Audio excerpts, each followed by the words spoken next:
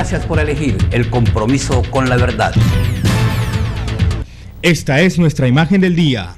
La profesión de periodista merece respeto. Resulta inadmisible que personas ajenas a los medios de comunicaciones sean acreditados y ocupen las zonas destinadas a la prensa, obstruyendo el trabajo de los comunicadores. Muchas de esas acreditaciones son expedidas por los organizadores de espectáculos, eventos deportivos y de todo orden, sin el menor recato. Hacemos un llamado a las organizaciones de periodistas para que se pronuncien al respecto y de común acuerdo avalen las acreditaciones de prensa para los diferentes actos que deben ser cubiertos por los periodistas. Una pregunta suelta: ¿la credencial de prensa de Carnaval S.A. solo sirve para cruzar la calle? Muy buenas noches, estas son las noticias de las 6:30 por aquí por Telecaribe. Las noticias de la región, Colombia y el mundo, aquí y ahora. Y recuerden que también estamos en la web www.lasnoticias6-medio30 de telecaribe.com. Esta señal llega a ustedes mediante el sistema de fibra óptica digital. Las noticias, el primer noticiero de la noche a la vanguardia con la tecnología. Aquí están nuestros titulares, comenzamos.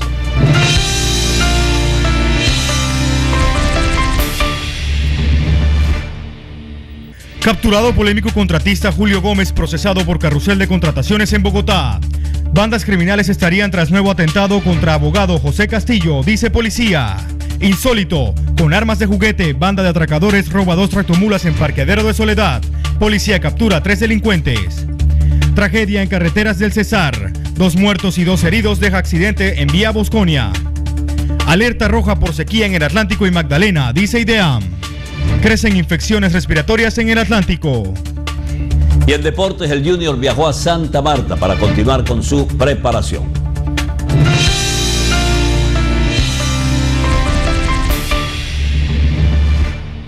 Muchísima atención, el polémico contratista Julio Gómez, procesado por el carrusel de la contratación en la capital del país, fue aprehendido por miembros del Cuerpo Técnico de Investigaciones en el norte de Bogotá. El contratista, quien había sido condenado después de lograr un preacuerdo con la Fiscalía 5 años de cárcel, deberá ser procesado nuevamente después de que el Tribunal Superior de Bogotá declarara la nulidad de todo el proceso, dejando así sin piso la sentencia. Seguimos con más noticias. Las autoridades de policía investigan un atentado criminal contra la oficina del abogado y exdirector de Fiscalía en el Atlántico, José Castillo Tuirán. Las autoridades no descartan que el hecho guarde relación con el atentado del que fue víctima el abogado el pasado 7 de diciembre del año anterior. Las autoridades de policía de Barranquilla afirmaron que los autores del nuevo atentado contra las oficinas del abogado José Castillo Tuirán presuntamente serían bandas criminales que estarían intimidando al profesional del derecho.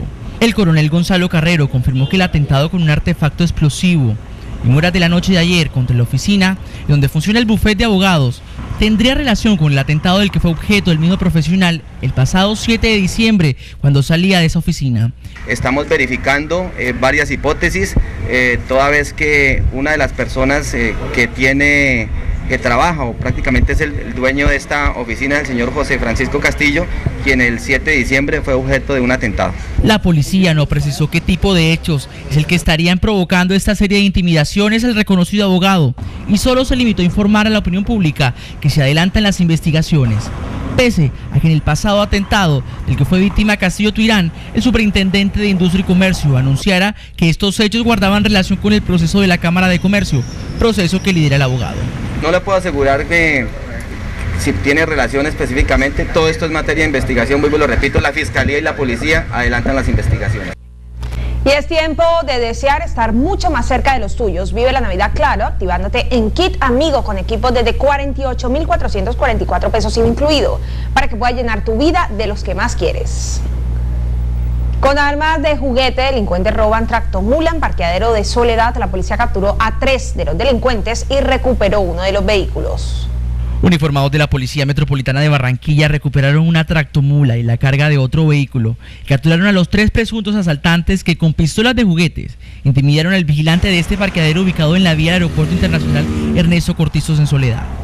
Según informó el propietario, 5 sujetos que portaban armas que posteriormente resultaron ser de juguetes. Según pudo confirmar la policía, los delincuentes lo intimidaron, lo amordazaron y lo amarraron, lográndose llevar 2 tractomulas con el cargamento de madera de una empresa de la ciudad. Llegaron un par de tipos a medianoche, amarraron el celador.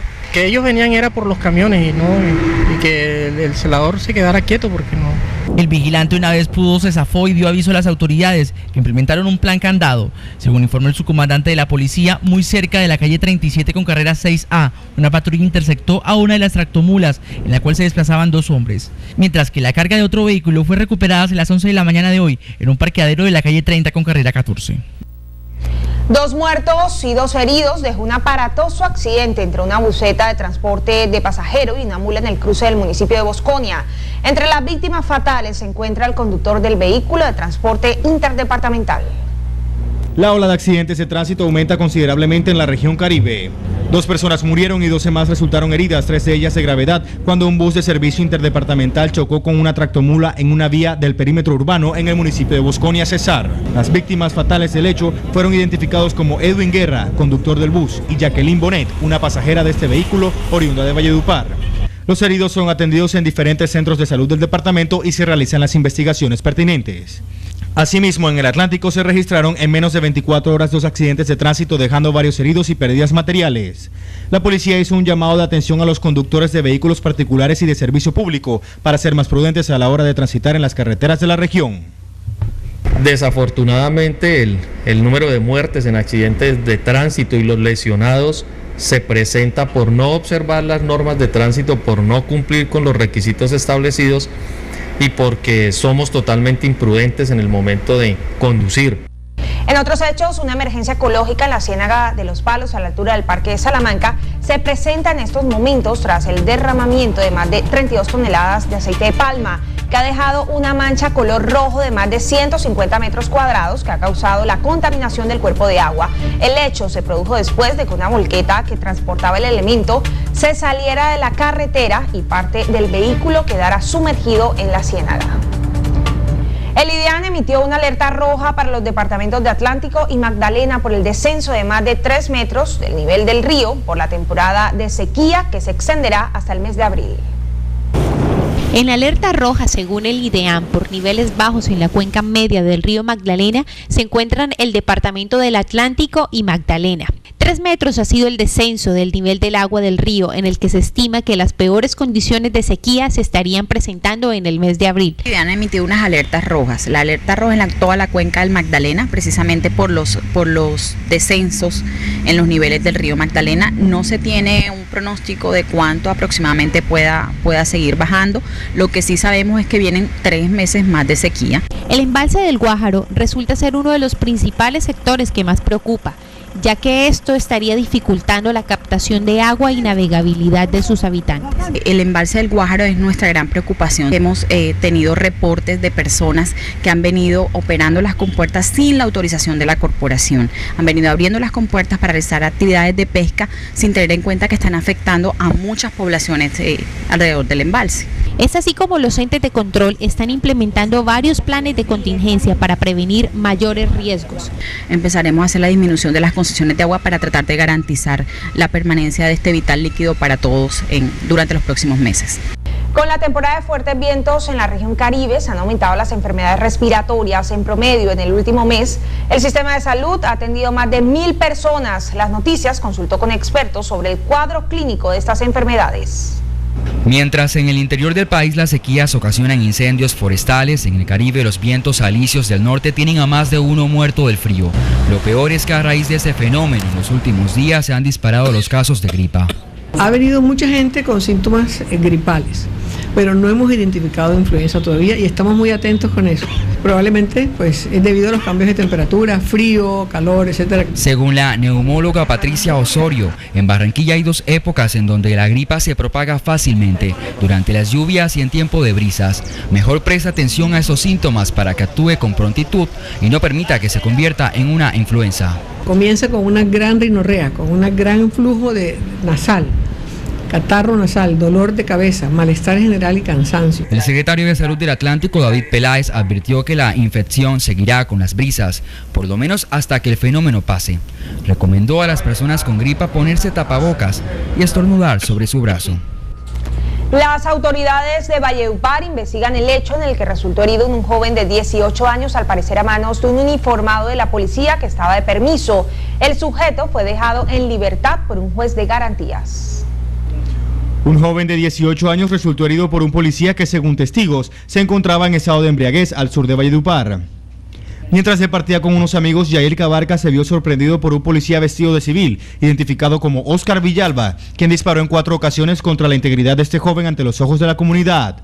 Cabarcas fue trasladado a un centro asistencial mientras el miembro de la fuerza pública fue capturado y puesto a disposición de la autoridad competente, donde un fiscal lo habría dejado en libertad horas después. Mientras el joven se debate entre la vida y la muerte en una clínica de Valledupar, la personería de esta ciudad informó que hará todo lo que esté a su alcance para apelar la decisión y evitar las continuas injusticias en casos que involucran a miembros de la fuerza pública. Muy atentos a esta información, según la apreciación del general de brigada Fernando Proaño Daza, que comanda a los militares ecuatorianos desplegados en la frontera, la FARC han aumentado la adquisición de armas en Ecuador desde el inicio del proceso de paz en el gobierno colombiano. En los últimos días, el Comando Operacional número 1 Norte ha descubierto un taller artesanal de armas y ha aprehendido más de 1.300 barras de explosivos destinados a grupos irregulares, y además recordó que la FARC están en negociaciones de paz. En un vasto operativo de la Policía de Córdoba fueron capturados 2 presuntos integrantes de una banda criminal que operaba en varios municipios de ese departamento.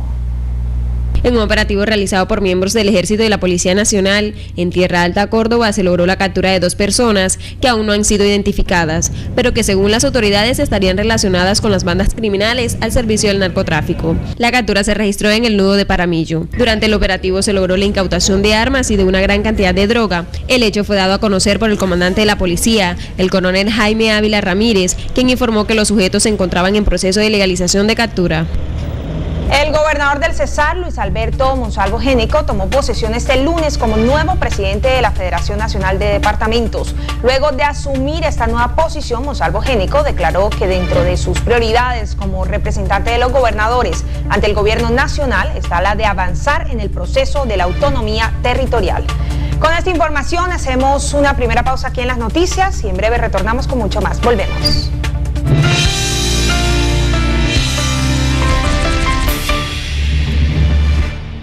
Estás viendo Noticias Telecaribe. Telecaribe, más nuestro.